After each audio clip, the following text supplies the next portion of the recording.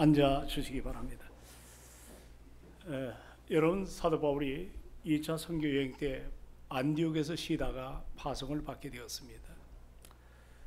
제가 요 근래 우리 교단에 이제 한 모임에 말씀을 전하고 내려오는데, 작년에 터키에서 선교 사역을 하던 싱글인데 합신을 졸업하고 평생 이제 독신으로 복음을 전하다 추방을 당했습니다.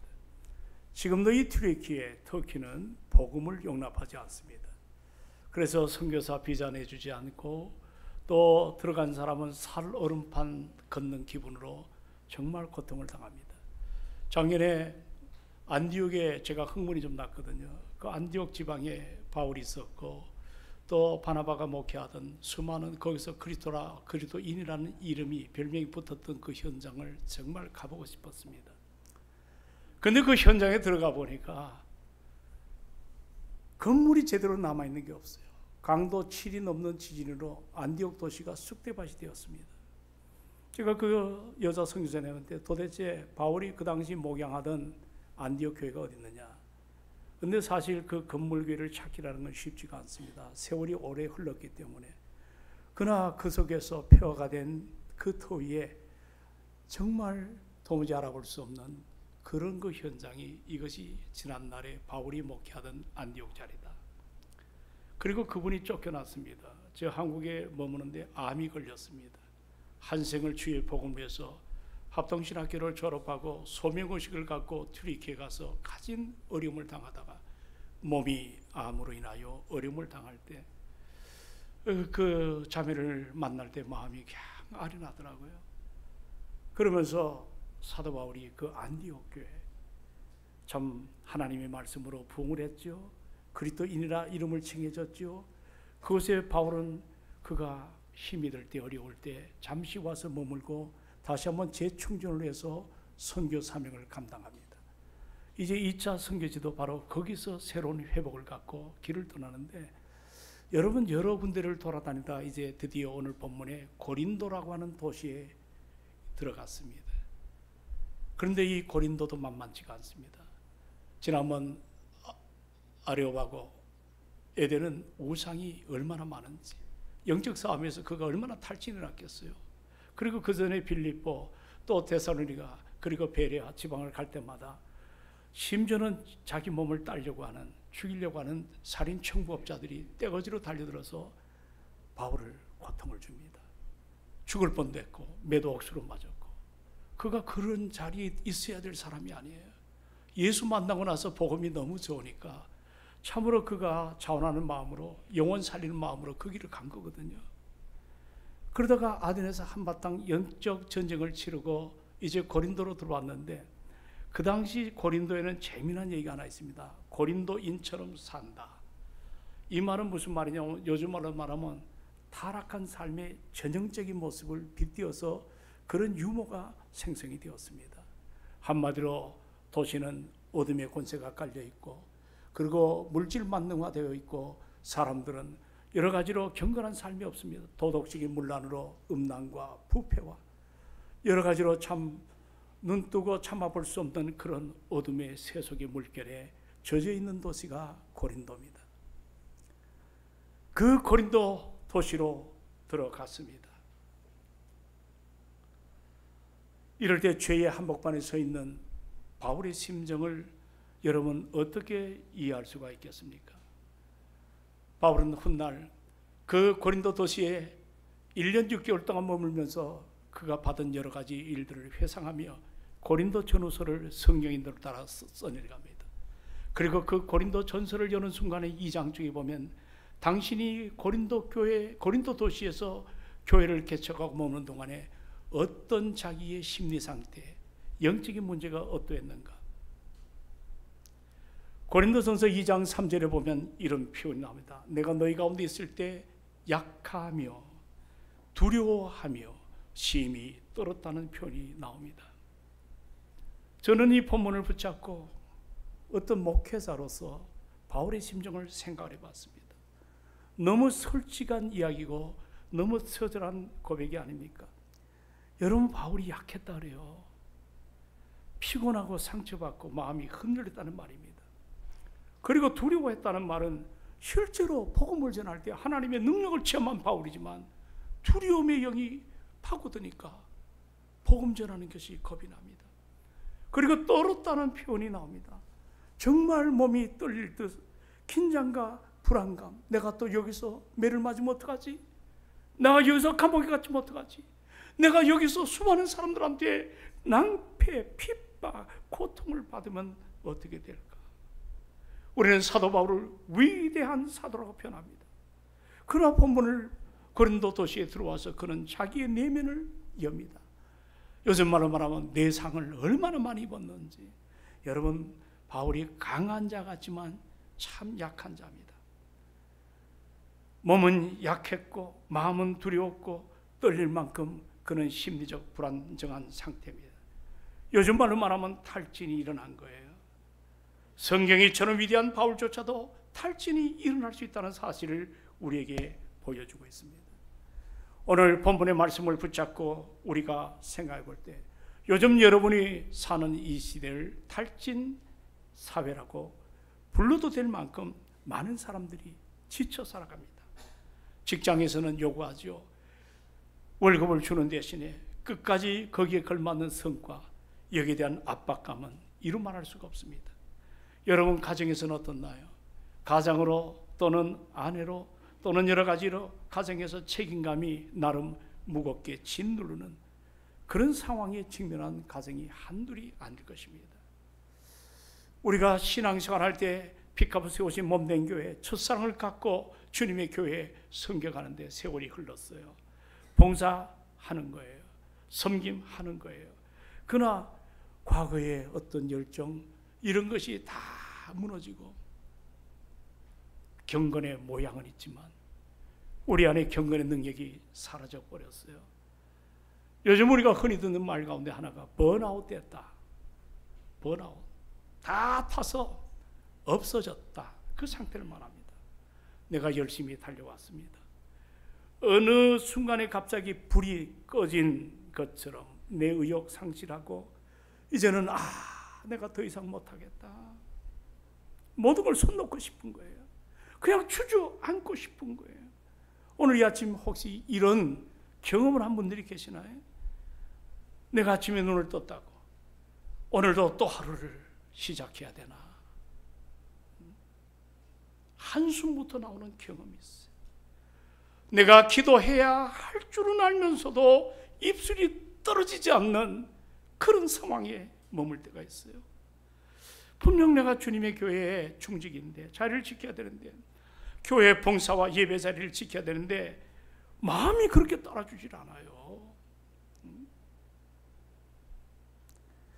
오늘 이 시대에 사는 우리는 다 바쁩니다. 어린 꼬맹이도 그 무거운 책가방에 또는 자기 사물함이 있겠지만 그 초등학교도 입학하기 전에 하루에 스케줄이 많으면 3개. 무한 경쟁 사회 속에서 부모는 체근됩니다. 너희들 지금 준비 안 하면 기초가 무너지면 미래가 없다. 그래서 어린아이부터 또 노년에 이른 사람도 은퇴 이후에 어떻게 살아갈까 요즘 고민 많이 하잖아요. 그러니까 나도 모르는 사이에 우리 몸만 피곤한 것이 아니에요. 내 마음과 영혼에 저수지가 말랐을 때 그 밑바닥이 거북이 등처럼 그렇게 모든 것이 나오는 것처럼 우리의 심령에 은혜의 저수지가 말라가는 이런 탈진을 우리가 경험합니다. 오늘 우리는 이 자리에서 바울이 탈진이 났을 때 우리가 이것을 듣고 바울도 탈진했구나 여기 멈추지 말고 탈진의 원인이 어디 있는가, 그리고 더 나아가서 이것을 어떻게 치료해야 되는가. 요즘도 의사들 보십시오. 진단이 중요합니다. 진단 없이 잘못 수술대에 들어섰다가는 사람을 다 죽이잖아요. 예방이 필요하잖아요. 그리고 치료가 중요한 것처럼 오늘 사랑하는 동성애 성도 여러분, 여러분이 혹시 삶의 현장에서 내상, 많은 부딪힘 속에서 뭔가 번아웃 되었거나 되기 직전에 있거나 탈진이 일어나는 분은 없나요? 도대체 탈진이 뭘까?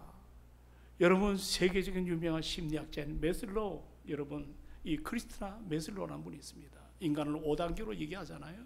뭐 생존의 단계에서부터 심화의 최고의 어떤 가치의 단계까지 다 얘기를 하는데, 그분이 이런 표현을 한 적이 있습니다. 자, 탈진이 뭐냐? 약이 다 달아진 건전지 비유합니다. 물이 다 증발한 주전자에다가 이 탈진을 이야기합니다. 우리가 탈진이 되기 시작하면 몸의 기력이 빠져요. 마음이 극도로 쇠약해지고 마음이 불안정한, 얼마나 많이 흔들리는지 몰라요.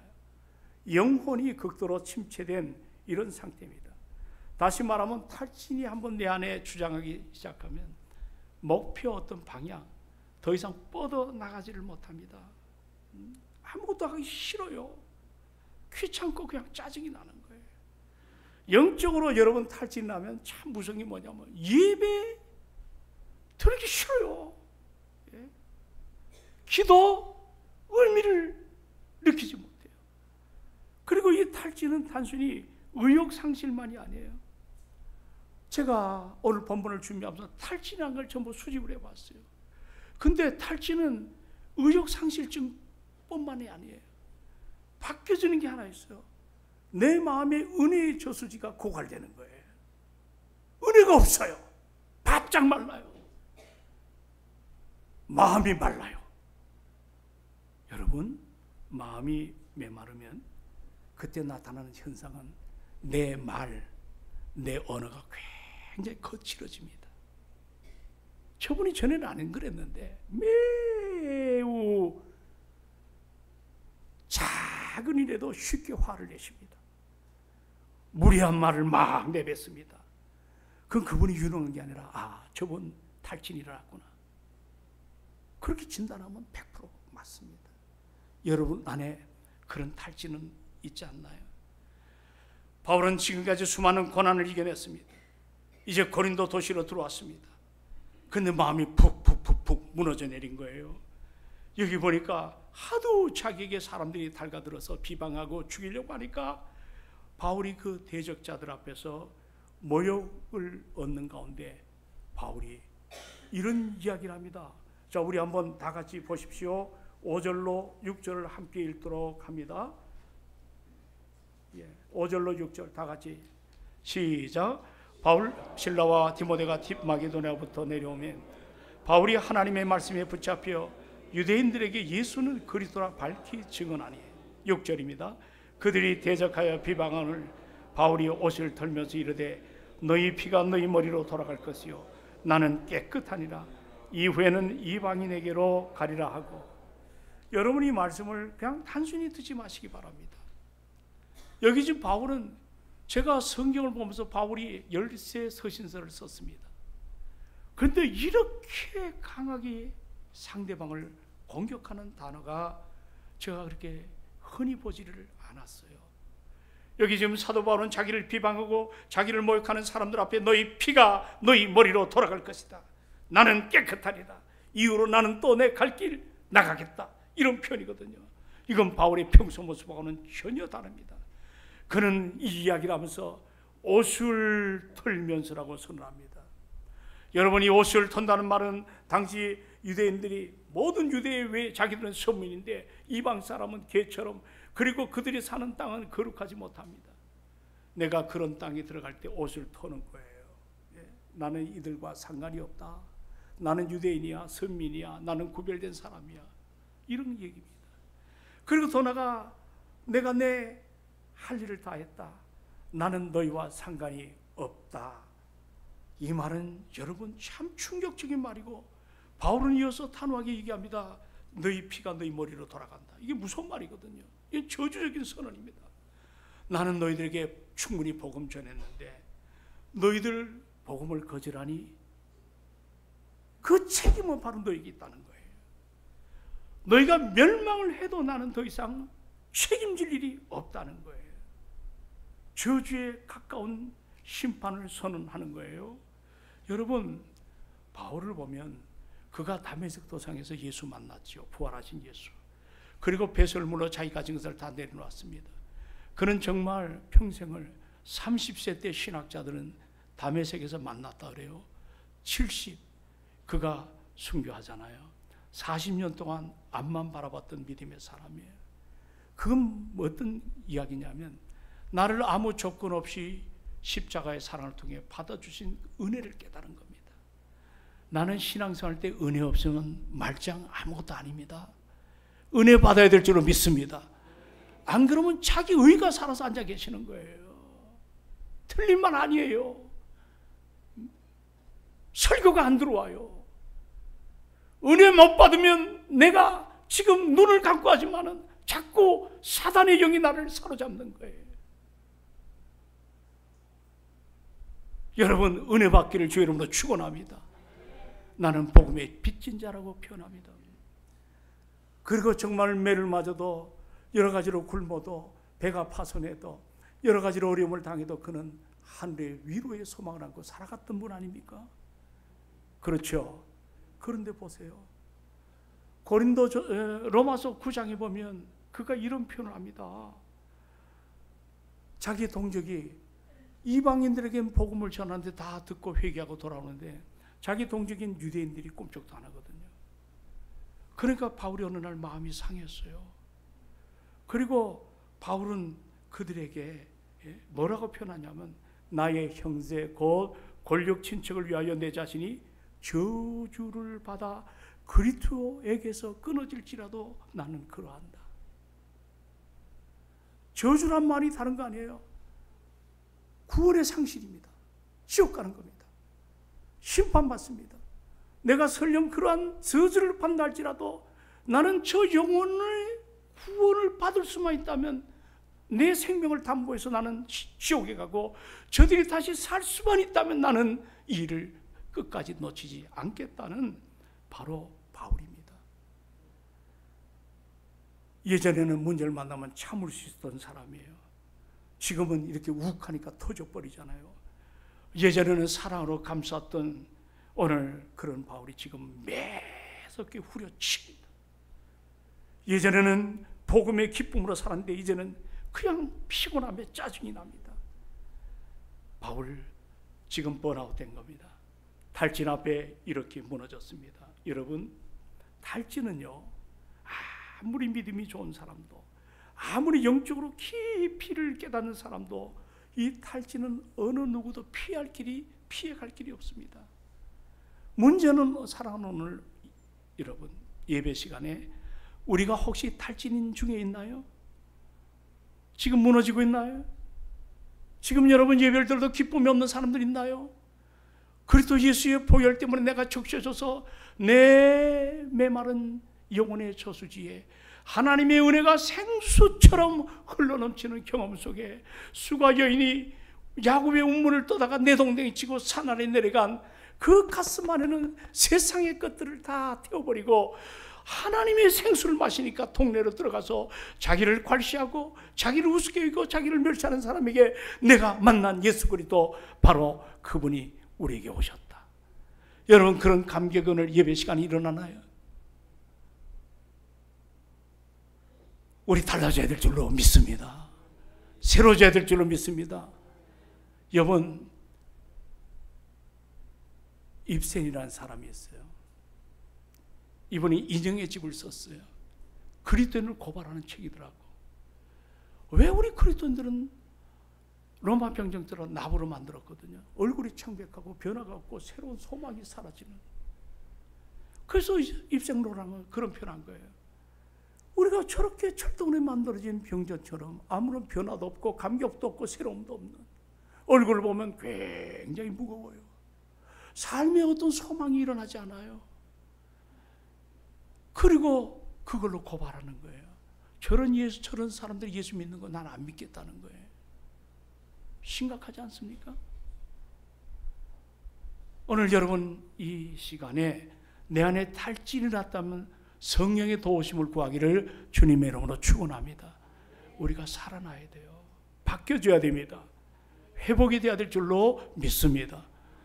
오늘 이 본문에 보니까 탈진을 극복하는 게 잘 나옵니다. 그 중에 하나가 9절로부터 16절에 보면 하나님의 음성을 들어야 된다. 자, 한번 따라 합시다. 하나님의 음성을 들어야 된다. 탈진할 때 필요한 것은 심리 상담이 아니에요. 단순한 어떤 충고나 자기만의 컨트롤, 마인드 컨트롤이죠. 자기만의 어떤 위로를 가지려는 것도 안 돼요. 여러분, 탈진할 때 우리 영적인 사람은 가장 중요한 것은 살아계신 하나님을 만나야 될 줄로 믿습니다. 예배 때 설교를 통해서 만나야 됩니다. 성경을 읽을 때 우리 삶이 달라져야 될 줄로 믿습니다. 여기 9절에 보십시오. 뭐라고 나옵니까? 예? 환상 가운데 하나님의 임재를 체험합니다. 자, 우리 한번 9절을 다 같이 딱 읽읍시다. 자, 시작.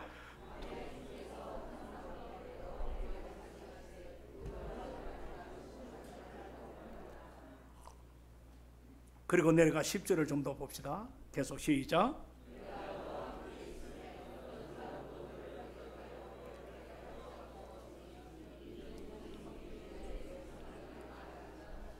아멘. 이 성중에 내 백성이 많다. 주님의 음성에 두려워하지 마라, 바울아. 그리고 잠잠하지 말고 말하라. 내가 너와 함께하겠다. 사람들이 너를 해꾸지하고 무섭게 달가들지만 결코 그 사람들이 너를 사명이 있기 때문에 해치지 못한다. 그리고 이 성중에는 예비된 하나님의 사람, 네가 복음을 전해서 그들이 주 앞으로 돌아올 사람들, 내 백성이 많다고 표현합니다. 여러분, 오늘 본문에 우리가 붙잡고 나가는 기도의 제목은 뭐냐면, 여러분, 우리가 하나님은 탈진한 여러분들을 그대로 내버려 두지 않습니다. 말씀을 통해 다시 한번 일어나야 될 줄로 믿습니다. 그 일어나는 것은 자기 진단이 아니에요. 자기 의가 아니에요. 내가 뭘 하는데 가만 보면 우스울 때가 있어요. 저분이 자기도 관리 못하면서.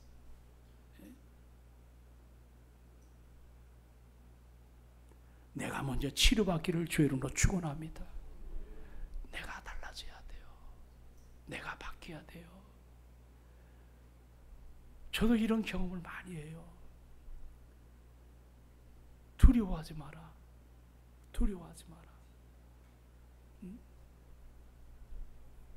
우리 얼마나 인생에 있어서 약합니까? 지금 주님은 가장 중요한 것이 내가 가진 문제, 두려움이라고 하는 이 뿌리, 쓴뿌리죠. 이거를 걷어내 주세요, 주님은.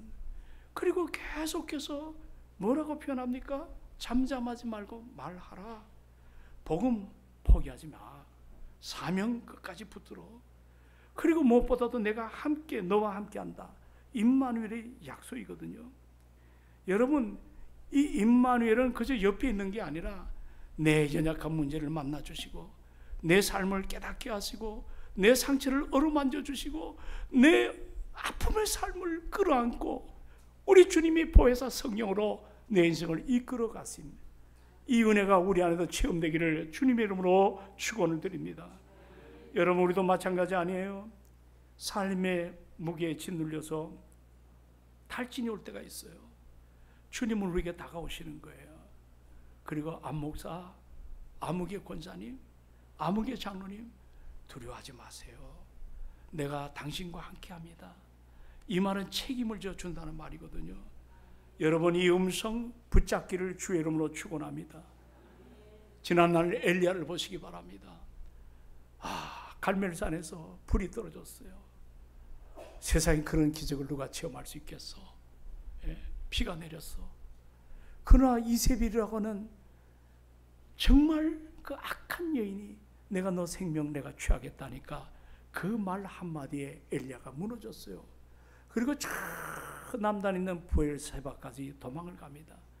거기에 한 로뎀 나무 안에 그냥 쓰러져 버립니다. 그럴 때 보세요. 지치고 널브러져 있는 바로 그 엘리야에게 여러분 성경에 보니까 주의 천사가 그를 어루만졌다고 표현합니다. 영어 성경에 보니까 어루만졌다가 터치라고 나와 있더라고요. 터치. 인격적인 만남입니다. 그리고 떡을 주고 물을 주고 그를 회복시켜서 40주 40년을 걷게 하시면서 그 하나님의 산으로 이끌어진 호렙산까지 가서 그에게 사명을 주시지 않습니까? 지친 엘리야를 일으켜 주십니다. 엘리야뿐이겠습니까?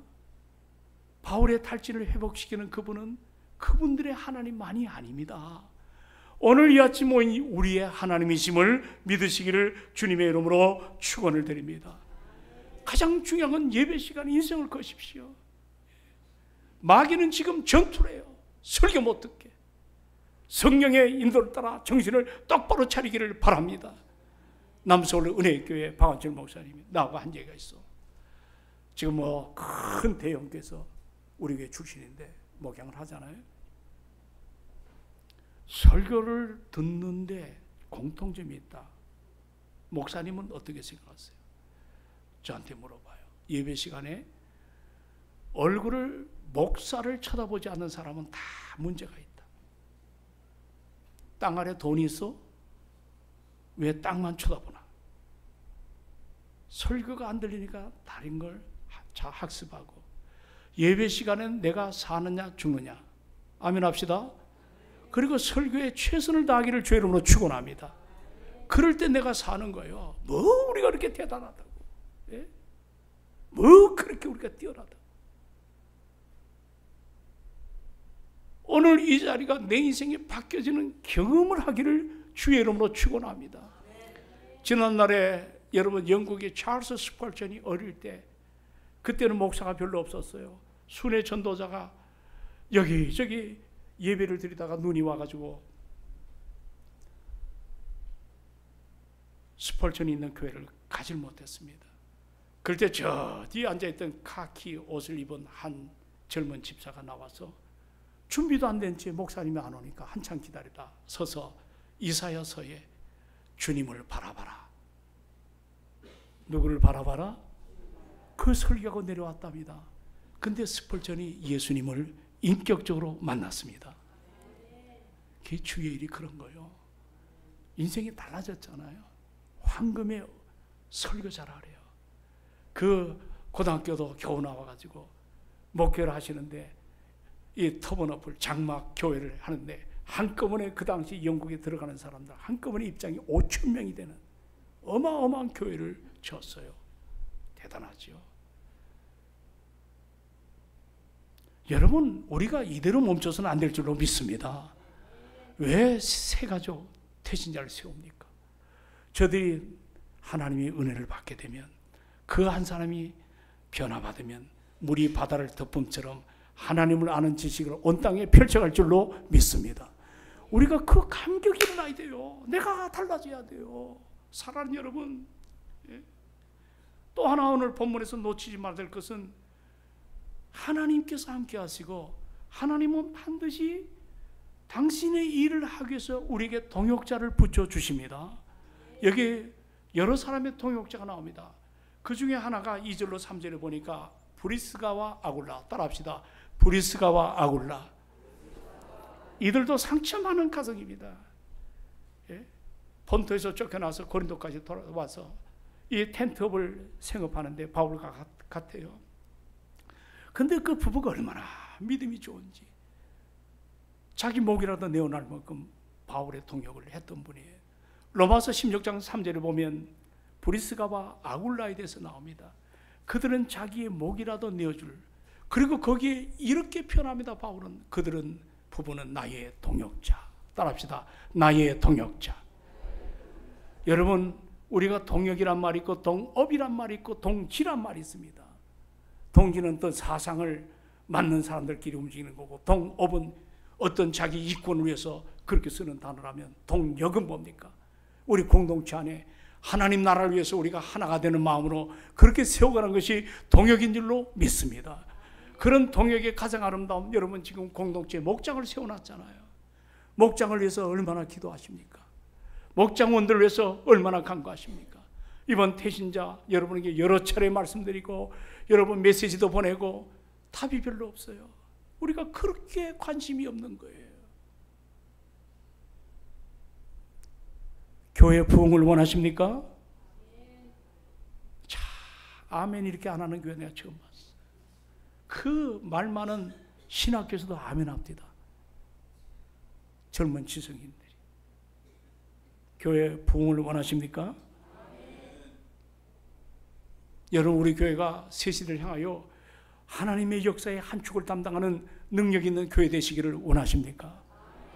그러면 내가 달라져야 됩니다. 내가 새로워져야 될 줄로 믿습니다. 내가 부정적 성향, 부정적인 말을 합니다. 그런데 그분들이 성령 충만 받으면 달라지기 시작합니다.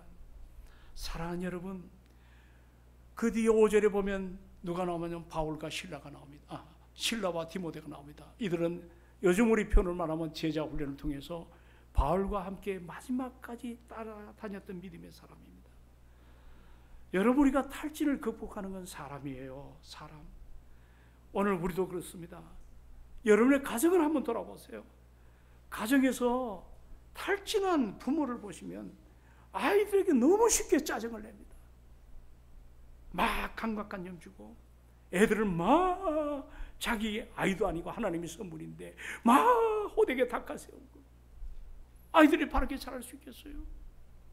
여러분, 직장에서도 보면 탈진한 사람들을 보면 동료들에게 아주 날카로운 말을 내뱉습니다. 교회에서도 탈진한 사람들 보면 작은 일에도 불평이 앞섭니다. 뭐가 그렇게 못마땅한지, 자기 눈에 들보는 보지 못한지 남의 눈에 티를 자꾸 바라보면서 여러분, 하나 유익이 없는 것입니다. 오늘날 왜 이런 일이 일어나냐면 우리 삶을 함께 추적을 해야 돼요. 우리 삶의 현장이 만만하지 않습니까? 끊임없는 경쟁 구도 속에 학교에서도 스트레스를 애들이 받아요. 꼬맹이들이 받아요. 직장에서도 마찬가지. 심지어 은퇴 후에도 살아남기 위해서 달려나야 됩니다. 사람들은 그래서 스펙을 쌓습니다. 실직을 해야 됩니다. 성과를 받아야 인정을 받습니다. 그러다 보니 내 몸이 안 따라주니까 탈진이 오는 거예요. 그리고 어느 날 허망하게 멍 때리기를 합니다. 나 도대체 왜 사는가? 허무감에 빠집니다. 여러분, 가정의 탈진은 관계 단절로 옵니다. 가정은 어떻게 보면 쉼의 공간이 돼야 되는데 요즘 가정 정쟁터와 같습니다. 대화, 여러분 대화하나요? 부부끼리? 요즘 누가 그러대? 대화, 대놓고 화를 내는. 그러니까 이게 대화가 잘 안 돼요. 예? 그리고 그 부부가 너무 피곤하죠. 요즘 맞벌이 부부들 하니까. 서로를 위로하기보다는 그냥 자기 입장에서 얘기하니까 상처가 더 도지죠. 부모, 자녀와 소통이 끊기지 않습니까? 가정이 번아웃 되는 겁니다. 지쳐버렸어요. 그런 모습으로 직장에서 시달리는데 이렇게 주일날 힘들게 왔는데 여러분, 교회 나오면 내가 성령 충만해야 되는데 뭔 충만? 좀 큰 소리로. 무슨 충만?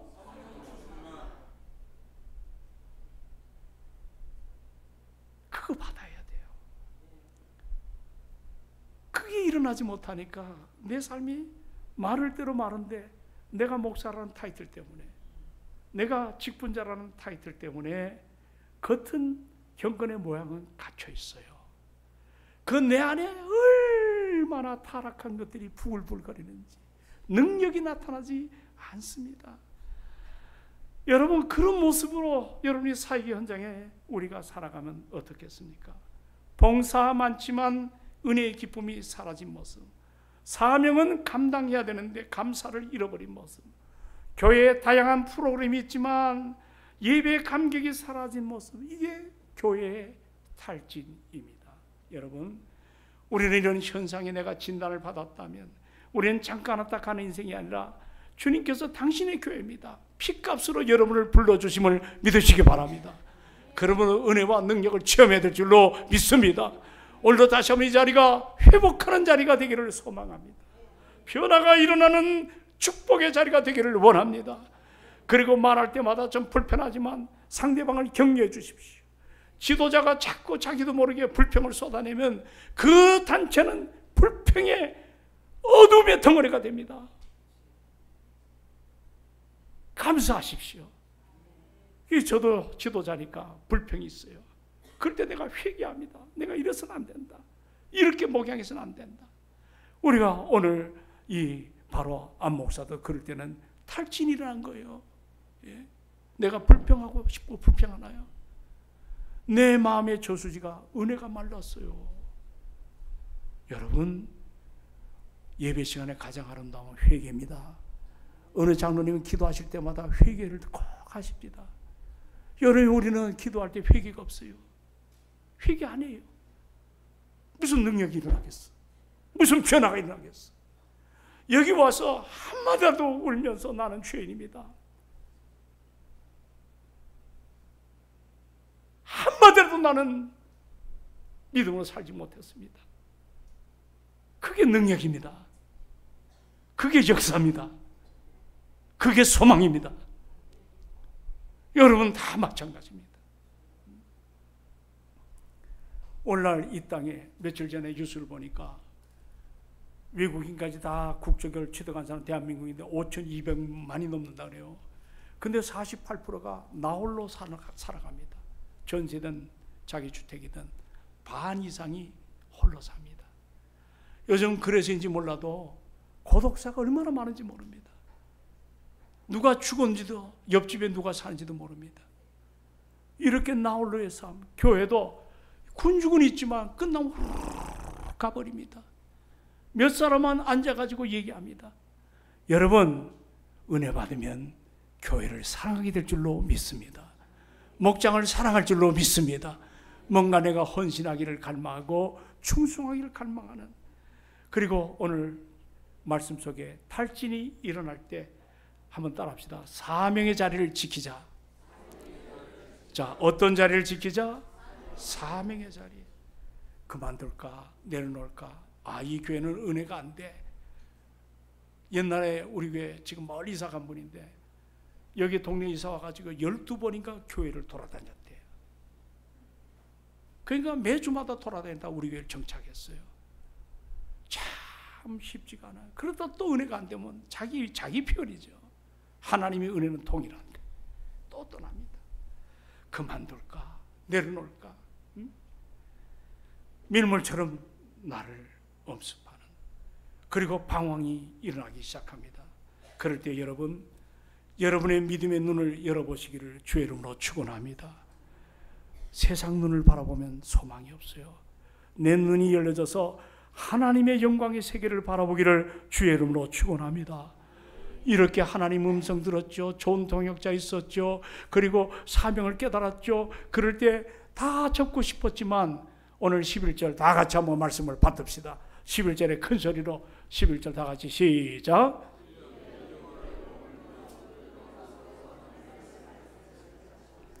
자, 몇 개월 동안 바울이 13 서신서를 썼어요. 많은 교회를 개척했어요. 그 가운데 에베소 교회 한 3년 머물고 그 다음에 이 고린도 교회입니다. 장장 몇 개월? 우리로 말하면 10년이 넘은 세월 그 한 교회를 세우기 위해서 인생을 바쳤습니다. 회복이 된 줄로 믿으시기 바랍니다. 오늘도 사랑하는 여러분, 어떤 마음으로 왔다 할지라도 올 때는 클클하더라도 갈 때는 은혜가 충만하기를 주의 이름으로 축원합니다. 올 때는 성령 충만했는데 갈 때는 클클하면 이건 담임 목사 책임입니다.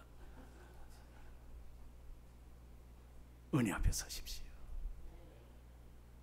그리고 자기 직분을 위해서 최선을 다하고. 여러분, 우리는 패배자가 아니에요. 내가 오늘 세우는 태신자 그 한 사람이 바뀌어지면 그 한 사람 등의 가정이 달라집니다. 여러분의 직장이 달라집니다. 여러분의 주변이 달라질 줄로 믿습니다. 이걸 하다 보면 사람이 없대요. 내가 속으로 기도해요. 아니잖아요. 그래서 좀 생각을 많이 달리 했습니다. 이번 컨셉은 우리 교회 나오다 안 나온 사람들 한번 이름도 적으시고 여러분의 가족의 이름을 적으시고, 그래서 우리가 그 다음 중요한 거는 릴레이 기도의 은혜가 있습니다. 여러분, 성령이 이끌어 가실 줄로 믿습니다. 그래서 소망이 있다면 여러분이 한 1000명 이상 작정하시고 올해는 한 100명 이상 예수를 영접하는 이런 일이 일어났으면 참 좋겠습니다. 그를 위해서는 여러분, 내가 달라져야 됩니다. 아멘을 할 때까지 내가 달라져야 됩니다. 내가 새로워져야 됩니다. 내가 성령 충만해야 될 줄로 믿습니다. 반드시 하나님 역사하십니다. 우리는 예수 그리스도의 보혈을 마신 자입니다. 하나님 주시는 새 물 갖고 살아가는 믿음의 사람들입니다. 하나님이 우리와 함께 하십니다. 이 은혜 앞에 오늘도 새 가족을 세우시고 아름다운 열매가 그들 삶 속에서 일어나기를 주의 이름으로 축원합니다.